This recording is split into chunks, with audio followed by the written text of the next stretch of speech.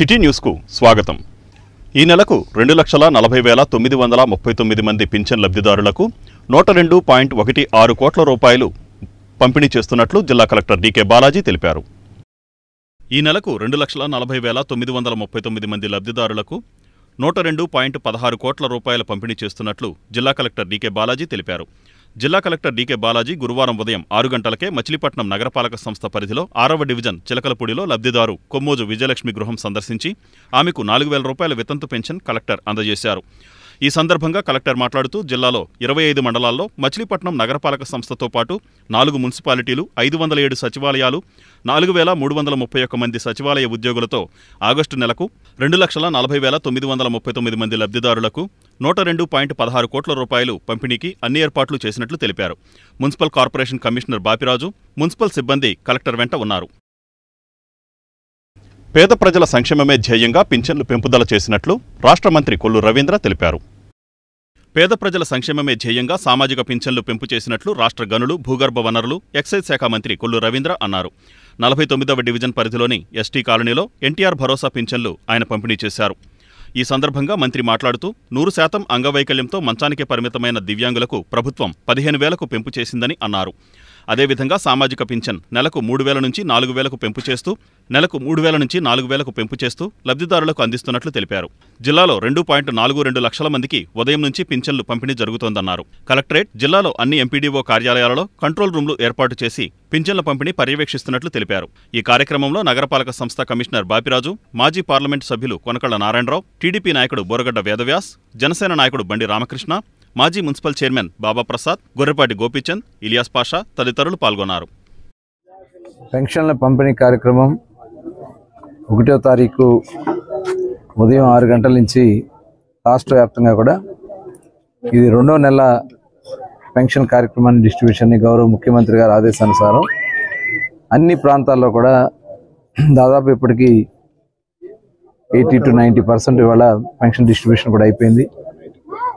ఇది చాలా శుభపరిణామం. ఎందుకంటే ఆనాడు స్వర్గీయ అన్న నందమూరి తారక రామారావు గారు పెన్షన్ విధానానికి శ్రీకారం చుట్టింది ఎన్టీ రామారావు గారు.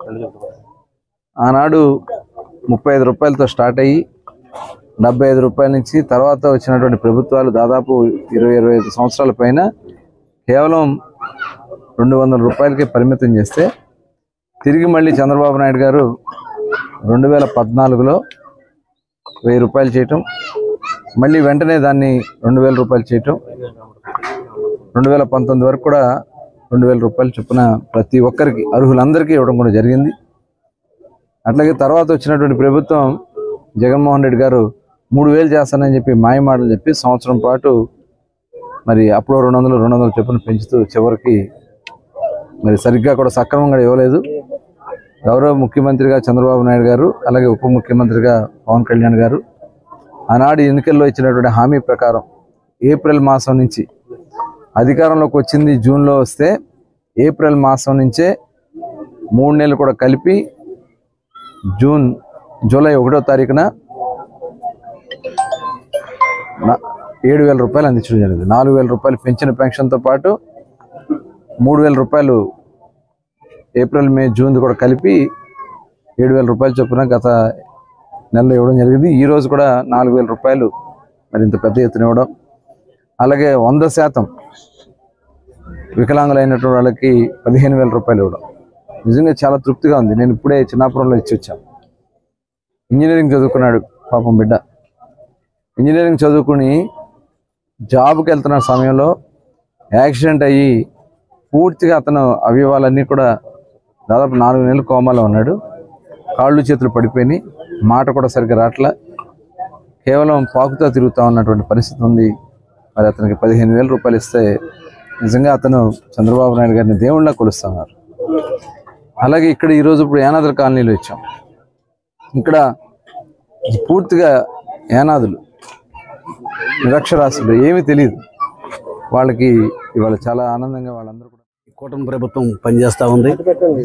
ఎన్నికల్లో హామీ ఇచ్చిన విధంగా వాళ్ళ పెన్షన్లన్నీ కూడా పెంచి మరి 4,000 రూపాయల పెన్షన్, మరి అదే వికలాంగులకైతే 15,000 రూపాయల పెన్షన్ ఇస్తూ ఉంటే వాళ్ళ కళ్ళలో ఉన్న ఆనందం రాష్ట్ర ఆర్థిక వ్యవస్థ జగన్మోహన్ రెడ్డి నాశనం చేసినా, ఖజానాలో డబ్బులు లేకపోయినా చంద్రబాబు నాయుడు గారు పేదవారి కోసం మరి సంక్షేమ కార్యక్రమాన్ని ఇచ్చిన మాట ప్రకారంగా నడుపుతుంటే వాళ్ళందరూ కూడా చాలా ఆనందపడతా ఉన్నారు. ఇచ్చిన మాట నిలబెట్టుకునే సత్తా ఒక కూటమి ప్రభుత్వానికి ఉంది. కూటమి ప్రభుత్వంలోనే పేదవారికి, వృద్ధులకి, వికలాంగులకి 5 గంటలకల్లా మరి ఎంతో సంతోషంగా మినిస్టర్ గారు నారాయణరావు గారు అలాగే యాస్ గారు అందరూ కూడా పేదలకి పెన్షన్ కార్యక్రమాన్ని ప్రారంభించారు. ప్రజలందరూ కూడా ఎంతో ఆనందంతో ఉన్నారు. ఇవాళ ఇచ్చిన మాట ప్రకారం కాపాడుకుంటాం కూటమి ప్రభుత్వం వల్ల అవుతుందని నిరూపించారు. ఒక అన్నదమ్ముల్లాగా పవన్ కళ్యాణ్ గారు అలాగే మరి చంద్రబాబు నాయుడు గారు ఇక కార్యక్రమాన్ని ఎంతో చక్కగా నిర్వహిస్తున్నారు. ప్రజలందరూ మంచి సంతోషంగా ఉన్నారు. ఒక నియంత పాలన పోయింది, ఒక సంతోషమైన పాలన వచ్చిందని ప్రజలందరూ సంతోషంగా ఉన్నారని చెప్పుకుంటూ, జగన్మోహన్ రెడ్డి గారు ఈ రాష్ట్రాన్ని అప్పులమయం చేసి దివాళా తీసి కొత్త ప్రభుత్వానికి ఏమీ మిగల్చకుండా చిప్ప చేతికి ఇచ్చిన చంద్రబాబు నాయుడు గారు ఆయనకున్నటువంటి అపార అనుభవం, పరిపాలన అనుభవం, పేదల సంక్షేమం మీద ప్రత్యేకమైన శ్రద్ధతోటి పెన్షన్లు గత ప్రభుత్వం ఇచ్చిన దానికన్నా పెంచి మరి ఇవాళ కిందట నెల 7,000 రూపాయలు ఆయన ఏప్రిల్ నుంచి ఏదైతే అనౌన్స్ చేశారో చంద్రబాబు నాయుడు గారు 7,000 రూపాయలు ఇచ్చి ఇబ్బందులు, రాష్ట్రానికి ఆర్థిక ఇబ్బందులు మీకు తెలియదు కాదు, రాష్ట్ర ప్రజలందరికీ తెలుసు.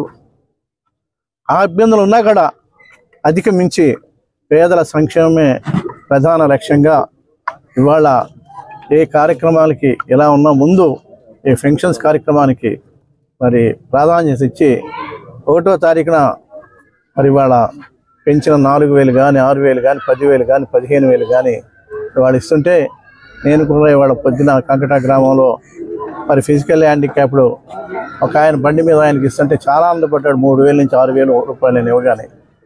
అలాగే ఒక ముసలమ్మ ఆవిడకి ఇవ్వగానే నిజంగా ఇందాక రవి గారు చెప్పినట్టు కళ్ళల్లో ఆనందం, చాలా ఆనందంగా ఉండేవాడు. ఎందుకంటే ఇవాళ ఈ యొక్క సంక్షేమ కార్యక్రమాలకి పెద్దపీట వేసేందుకు కూటమి ప్రభుత్వం ఇవాళ పవన్ కళ్యాణ్. బంటిమిల్లిలో మానసిక వికలాంగురాలిపై అత్యాచార ఘటన ఆలస్యంగా వెలుగులోకి వచ్చింది. బంటిమిల్లిలో మానసిక వికలాంగురాలిపై అత్యాచార ఘటన ఆలస్యంగా వెలుగులోకి వచ్చింది. బంటిమిల్లి రాజీవ్ గాంధీ మార్కెట్ ఏరియాలో నివసిస్తున్న కందుకూరి నరసమ్మ అనే మానసిక వికలాంగురాలిపై 2 రోజుల క్రితం మధ్యాహ్నం ఇంట్లో ఎవరూ లేని సమయంలో కోనాల వెంకటేశ్వరరావు అత్యాచారం చేయడంతో తీవ్ర రక్తస్రావం అవడంతో మహిళను బంధువులు నెగ్గతీశారు. తాజాగా ఈ విషయం బంటిమిల్లి పోలీసులకు ఫిర్యాదు చేయడంతో కేసు నమోదు చేసిన పోలీసులు మహిళను వైద్య పరీక్షల నిమిత్తం మచిలీపట్నం ఆసుపత్రికి తరలించారు. చెప్పింది అయ్యని ఎలా చెప్పింది, అడిగిన అంత చెప్పకపోతే ఇంట్లో డబ్బులు పోయాయని చెప్తే పలానా ఆయన వచ్చాడు, బీరువా తీయలేదు కానీ నన్నే పట్టుకున్నాడు అని చెప్పి చేశాను. నా వేళ కూడా అంటాను 15 సంవత్సరాల క్రితం కూడా నేను ఆ అమ్మాయిని పాడు చేశానని అంటున్నాడు. అంటే అప్పుడులో మేమెంతగా ఎవరూ పట్టించుకోవాలి, మాకు ఆ అబ్బాయి బయట ఎడితేనే తెలిసింది మాకు, లేకపోతే మాకు. బొంటుమల్లి మార్కెట్కు చెందిన కందుకూరి కొండాలమ్మ అను ఆమె వాళ్ళ ఆడబడుచు అయిన 43 సంవత్సరాల వయసు గల మానసిక వికలాంగురాలపై వాళ్ళ ఇంటి దగ్గరలో ఉండే కొనాల వెంకటేశ్వరరావు అనే అతను మొన్న 26వ తేదీన ఇంట్లో ఎవరు లేని సమయంలో ఆమెపై అత్యాచారం చేశాడని బొంటుమల్లి పోలీస్ స్టేషన్ నందు రిపోర్ట్ ఇవ్వగా దాని మీద బొంటుమల్లి పోలీస్ స్టేషన్ నందు కేసు నమోదు చేసి దర్యాప్తు ప్రారంభించడమైంది. మొన్న 30వ తారీఖు నైట్ 10 గంటలకండి. 43 ఇయర్స్ అండి. అతనిది 54 ఇయర్స్. కొనాల వెంకటేశ్వరరావు అండి. ప్రాథమిక విచారణలో అతని మీద గతంలో ఎక్సైజ్ కేసు ఏదో ఉన్నట్టు తెలిసిందండి. అవన్నీ ఆన్ రికార్డ్ తీసుకొస్తాను. ఎన్టీఆర్ భరోసా పెన్షన్ కార్యక్రమంలో భాగంగా పెడన ఎమ్మెల్యే కాగిత కృష్ణప్రసాద్ అత్తమూరులోని ఇంటింటికి వెళ్లి పెన్షన్ పంపిణీ చేశారు. ఎన్టీఆర్ భరోసా పెన్షన్ పంపిణీ కార్యక్రమంలో భాగంగా అత్తమూరు గ్రామంలో లబ్ధిదారులకు ఇంటింటికి వెళ్లి ఎన్టీఆర్ భరోసా పెన్షన్ 4,000 రూపాయలను శాసనసభ్యులు కాగిత కృష్ణప్రసాద్ చేతుల మీదుగా పంపిణీ చేశారు. ఈ సందర్భంగా కాగిత కృష్ణప్రసాద్ మాట్లాడుతూ అర్హులైన ప్రతి పెన్షన్ లబ్ధిదారునికి ఇంటింటికి వెళ్లి పంపిణీ చేయడం జరిగిందని, మొదటి రోజే మొత్తం పెన్షన్ పంపిణీ పూర్తి చేయాలని ముఖ్యమంత్రి నారా చంద్రబాబు నాయుడు ఆదేశాలను నియోజకవర్గంలో అమలుపరుస్తున్నామని ఆయన తెలిపారు. గత వైసీపీ ప్రభుత్వం రాష్ట్రాన్ని అప్పుల్లోకి నెట్టేసినప్పటికీ అపార అనుభవం గల ముఖ్యమంత్రి ఇచ్చిన మాట ప్రకారం ఇంటింటికి పెన్షన్ 1వ తారీఖున ఇవ్వడం జరుగుతోందన్నారు. నియోజకవర్గంలోని పంచాయతీలో ప్రజల సొమ్మును దుర్వినియోగం చేసినట్లు తమ దృష్టికి వస్తున్నాయని, వాటిపై సమగ్ర విచారణ జరిపించి వారిపై తగు చర్యలు కూడా చేపడతామని కాగిత కృష్ణప్రసాద్ అన్నారు. ఈ కార్యక్రమంలో మండల convener Veerababu, Kashi, Y Srinivasarao, K Balaji, K Ravikumar, B Ramesh, సచివాలయ ఉద్యోగస్తులు తదితరులు పాల్గొన్నారు. పెన్షన్లు పంపిణీ కార్యక్రమం భాగంగా అత్తమూరు గ్రామంలో డోర్ టు డోర్ పెన్షన్లు ఉదయం 5 గంటలకే మొదలయ్యి పెన్షన్లన్నింటినీ కూడా పంపిణీ చేయడం జరుగుతూ ఉంది. మనందరికీ తెలిసిన విషయమే, ఎన్డీఏ కూటమి ఏర్పడిన తర్వాత అంతకుముందు చంద్రబాబు నాయుడు గారు కానివ్వండి, పవన్ కళ్యాణ్ గారు కానివ్వండి, ఏదైతే మేనిఫెస్టోలో పెట్టారో ఆ అంశాన్ని వచ్చినటువంటి ముఖ్యమంత్రి బాధ్యతగా చేపట్టినటువంటి వెంటనే ఏదైతే పెంచుతామని చెప్పేసి మొదటి నెల ఏ విధంగా పెన్షన్లు అయితే 5 గంటలకే ప్రతి ఒక్కరికి కూడా ఇంటింటికి వెళ్ళి పెన్షన్ పంపిణీ చేశామో అదే తరహాలో ఈ 2వ నెలలో కూడా ఎటువంటి ఇబ్బంది లేకుండా ప్రతి ఒక్కరికి కూడా పెన్షన్ పంపిణీ చేయడం జరుగుతూ ఉంది.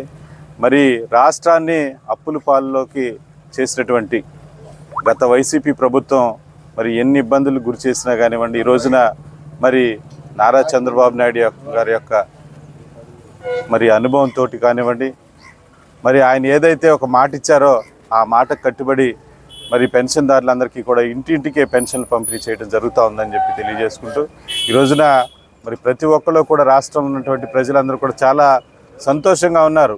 ఎందుకంటే ఏదైతే హామీలు ఇచ్చామో ఆ హామీలన్నింటినీ కూడా ప్రతి ఒక్క హామీని కూడా నెరవేర్చుకుంటూ ముందుకెళ్తా ఉన్నారు. ప్రజల నమ్మకాన్ని వమ్ము చేయడం లేదని ప్రజలందరూ కూడా భావిస్తూ ఉన్నారు. జగన్మోహన్ రెడ్డి గారు ఈ రోజున చూస్తూ ఉన్నాం, రాష్ట్రంలో ఏ విధంగా ఈ ప్రభుత్వాన్ని ఇబ్బంది పెట్టాలని చెప్పేసి డే 1 నుంచి మొదలుపెట్టి 30 మందిని చంపేశారు, 40 మందిని చంపేశారని చెప్పేసి కుట్రపూర్తిగా గతంలో ఏ విధంగా అయితే ఫేక్ న్యూస్లు ప్రచారం చేశారో అదే తరహాలో ఈ రోజున కూడా మళ్ళీ ఫేక్ ప్రచారాలు ఈ వైసీపీ నాయకులు కానివ్వండి, జగన్మోహన్ రెడ్డి గారు. పేదరికం లేని సమాజమే ప్రభుత్వ లక్ష్యమని అవనిగడ్డ ఎమ్మెల్యే మండలి బుద్ధప్రసాద్ అన్నారు. పేదరికం లేని సమాజమే ప్రభుత్వ లక్ష్యమని అవనిగడ్డ ఎమ్మెల్యే మండలి బుద్ధప్రసాద్ తెలిపారు. రాష్ట్రంలో పేదరికం లేని సమాజంగా తీర్చిదిద్దడమే ప్రభుత్వ లక్ష్యమని అవనిగడ్డ ఎమ్మెల్యే మండలి బుద్ధప్రసాద్ అన్నారు. కోడూరు ఎన్టీఆర్ భరోసా సామాజిక పింఛన్ల పంపిణీ కార్యక్రమంలో ఆయన పాల్గొన్నారు. అనారోగ్యంతో బాధపడుతూ మంచాన ఉన్న దివ్యాంగురాలు వేమూరి కృష్ణకుమారి, గోర్ల అమ్మారావు, యార్లగడ్డ శేషగిరిరావు, భీమవరపు విలియం, పెద్ది చరాబంది రాజుల ఇంటికి వెళ్లి వారి యోగక్షేమాలు తెలుసుకుని 15,000 రూపాయల పింఛన్ నేరుగా లబ్ధిదారులకు ఎమ్మెల్యే అందించారు. ఎన్నికల మేనిఫెస్టోలో ఇచ్చిన హామీని నెరవేర్చి పేదరిక నిర్మూలనకు కృషి చేస్తున్న ప్రభుత్వం ఎన్డీఏ ప్రభుత్వమని కొనియాడారు. ఈ కార్యక్రమంలో MPDO R Srinivasarao, MEO Ramadasu, Srinivasarao, panchayat కార్యదర్శులు వర్తి సుబ్రహ్మణ్యం, సచివాలయ సిబ్బంది, స్థానిక పార్టీ నేతలు పాల్గొన్నారు. పంచాయతీరాజ్ కాలనీ మున్సిపల్ పార్క్ నిర్మాణంలో చోటు చేసుకున్న అవినీతిపై విచారణ చేయిస్తామని రాష్ట్ర మంత్రి కొల్లు రవీంద్ర అన్నారు. పంచాయతీరాజ్ కాలనీ మున్సిపల్ పార్క్ నిర్మాణంలో చోటు చేసుకున్న అవినీతిపై విచారణ జరుపుతామని రాష్ట్ర మంత్రి కొల్లు రవీంద్ర తెలిపారు. పంచాయతీరాజ్ కాలనీ మున్సిపల్ పార్క్ నిర్మాణంలో చోటు చేసుకున్న అవినీతిపై విచారణ జరుపుతామని రాష్ట్ర గనులు, భూగర్భ వనరులు మరియు ఎక్సైజ్ శాఖ మంత్రి కొల్లు రవీంద్ర తెలిపారు. నగరంలో పార్కులన్నింటిపై విచారణ చేపడతామన్నారు. పంచాయతీరాజ్ కాలనీ మున్సిపల్ పార్కుకు దివంగత కొనకళ్ల గణపతిరావు పేరు పెట్టాలని గతంలో మున్సిపల్ కౌన్సిల్లో తీర్మానం చేయడం జరిగిందని ఆయన పేర్కొన్నారు. అయితే పట్టణాభివృద్ధి శాఖలో ప్రత్యేక ప్రధాన కార్యదర్శిగా పనిచేసిన శ్రీలక్ష్మి తండ్రి నాగేశ్వరరావు పేరుతో 2.18 కోట్ల ప్రజాధనంతో అధికారులు నిర్మించిన పార్కును ఈ ఏడాది జనవరి 24న శ్రీలక్ష్మి ప్రారంభించారని, రాష్ట్ర గ్రీన్ బ్యూటిఫికేషన్ కార్పొరేషన్ నిధుల నుంచి 2 కోట్ల రూపాయలు, మచిలీపట్నం నగరపాలక సంస్థ నుంచి మరో 18 లక్షల రూపాయలు పార్కు ఏర్పాటుకు ఖర్చు చేశారని మంత్రి కొల్లు రవీంద్ర వివరించారు. పైగా శ్రీలక్ష్మి తండ్రి నాగేశ్వరరావు విగ్రహం కూడా ఏర్పాటు చేశారన్నారు. చూసాం కదా, గత ప్రభుత్వంలో ఇష్టారాజ్యంగా వాళ్ళకి కావాల్సిన విధంగా వాళ్ళు చేసుకున్నారు.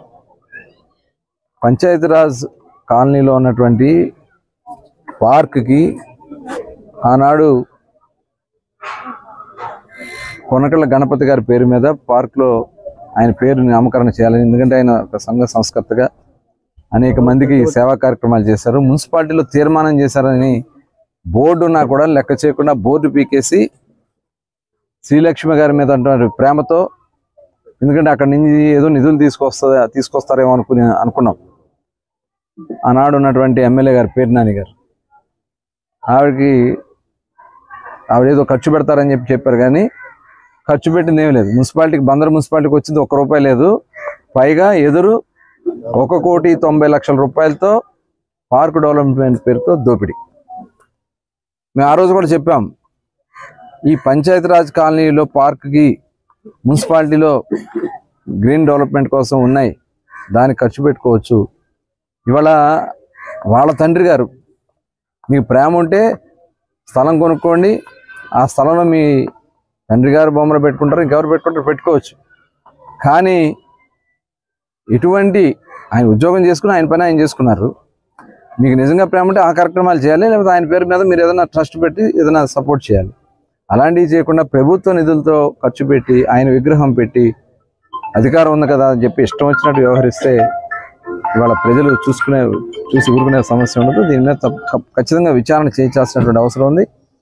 పార్కులో జరిగినటువంటి దాదాపు 2,18,00,000 కనబడుతూ ఉంది. వీటన్నిటి మీద సమగ్ర విచారణ చేయాల్సినటువంటి అవసరం ఉంది. ఎంతవరకు ఖర్చు పెట్టారో ఏంటనేది కూడా డీటెయిల్స్ మొత్తం బయటకు తీస్తాం. ఇక్కడే కాదు, మొత్తం అన్ని పార్కుల్లో కూడా. మరి ఆనాడు మేము పూర్తి చేసినటువంటి పార్క్కి ఓపెన్ చేయడానికి కూడా మరి పేర్నాని గారికి మనసు రాలే. చివరికి ఆ గేటు పడి ఒక కుర్రవాడు చనిపోయాడు. కనీసం ఆ కుర్రవాడికి ఒక పైసా కూడా ఇవ్వలే. ఇవాళ మేము సీఎం రిలీఫ్ కింద గౌరవ ముఖ్యమంత్రి గారి దృష్టి తీసుకెళ్ళి ఆ బిడ్డకు కూడా ఆ తల్లిదండ్రులకి కొంత సహాయం చేయాలని చెప్పి కూడా ఆల్రెడీ ప్రపోజల్ పెట్టాం. ఖచ్చితంగా అది చేస్తాం. ఇవాళ ఇవన్నీ కూడా బందర్లో ఉన్నటువంటి అనేక దుర్మార్గాలు గత ప్రభుత్వంలో చేశారు, అవన్నీ కూడా బయటికి తీస్తాం. అడిషనల్ ఎస్పీగా జి వెంకటేశ్వరరావు చేసిన సేవలు చిరస్మరణీయమని జిల్లా ఎస్పీ గంగాధర్రావు అన్నారు. కృష్ణా జిల్లా అడిషనల్ ఎస్పీ అడ్మిన్గా పదవీ విరమణ చేసిన జి వెంకటేశ్వరరావుకు పోలీసు శాఖ ఆత్మీయ వీడ్కోలు పలికింది. ఈ సందర్భంగా సుమా కన్వెన్షన్ హాలులో జరిగిన కార్యక్రమంలో పలువురు ఆయనకు పూలమాలలు వేసి ఘనంగా వీడ్కోలు పలికారు. ఈ కార్యక్రమంలో జిల్లా ఎస్పీ ఆర్ గంగాధర్రావు మాట్లాడుతూ పదవీ విరమణ అనంతరం మిగిలిన జీవితం కుటుంబ సభ్యులతో ఆనందంగా గడపాలని, ఆరోగ్యం పట్ల ప్రత్యేక శ్రద్ధ కనబరుస్తూ సంతోషంగా ఉండాలని ఆకాంక్షించారు.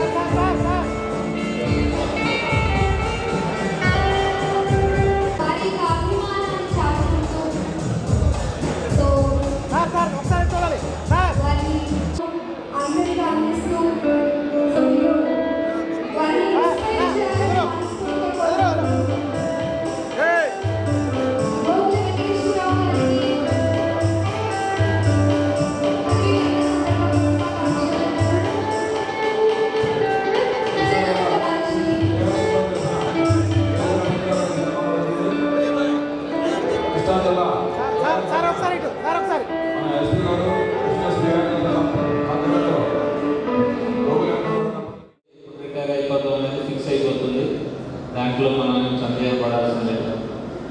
కాబట్టి ఇది మన అనివార్యంగా వచ్చేటువంటి ఒక తప్పనిసరి. అంటే మనం ఎన్ని ఉద్యోగం మీద ఎన్ని బంధాలు పెంచుకున్నప్పుడు కూడా ప్రతి ఒక్కరూ రిటైర్ అవ్వాల్సి వస్తుంది.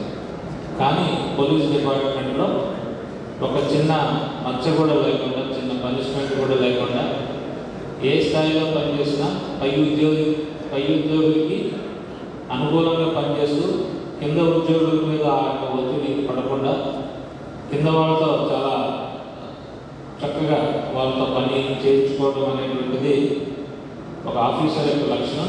అటువంటి లక్షణం గోగుల వెంకటేశ్వర గారికి చాలా బాగా ఉంది. ఎందుకంటే నేను ఏలూరులో బందోబస్తులకి అడిషనల్ ఎస్పీ క్యాడర్లో వెళ్ళినప్పుడు చాలా సందర్భాల్లో చూశాను. అప్పుడు డిఎస్పీగా లోకల్గా చాలా ప్రోటోకాల్స్ ఉంటాయి, ఆఫీసర్లు వస్తూ ఉంటారు. ఒక పక్కన లా అండ్ ఆర్డర్ చూసుకుంటూ, ఒక పక్కన క్రైమ్ చూసుకుంటూ, ఒకసారి ప్రోటోకాల్ చూసుకుంటూ ఎస్పీకి ఒక వెన్నెముకలాగా ఉంటూ ఎస్పీతో ఏదో పనిచేసిన సందర్భాల్లో నాకు బాగా తెలుసు ఎంత బాగా పనిచేస్తారనేటువంటిది. ఇక్కడికి రాగానే చూడగానే నాకు చాలా ఆనందమైంది. కానీ నాకు రిటైర్మెంట్ దగ్గరలో ఉండేసరికి నిరాకరించేసరికి అదే ఏదో లాటరీ మిస్ అయినట్లుగా కొంచెం నవ్వుతూ నవ్విస్తూ ఏదో కంప్లీట్ చేసేవాడు. నేను కొంచెం అవసరమైతే గొడవ పడి కంప్లీట్ చేసేవాడు. అయితే మా ఇద్దరి పేర్లు అధికార నోట్లో నాటుతూ ఉండేవి. వీళ్ళిద్దరు ఉంటే జాగ్రత్తగా చేస్తారు.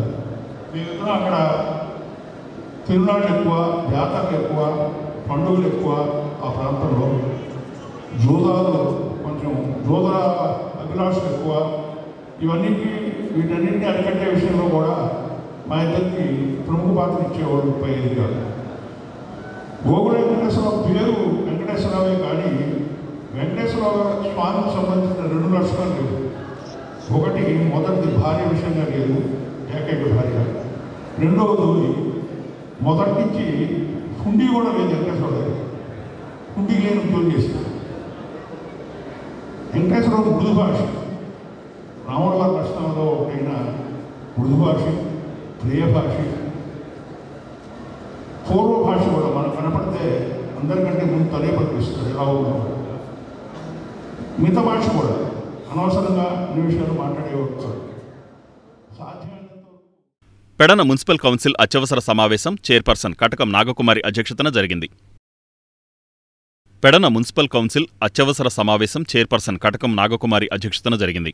ఈ సమావేశంలో అజెండాలోని 23 అంశాలను ఏకగ్రీవంగా ఆమోదించగా వాటిలో 2 అంశాలపై 12వ వార్డు జనసేన పార్టీ కౌన్సిలర్ మట్టా శివపావని డీసెంట్ ఇచ్చారు.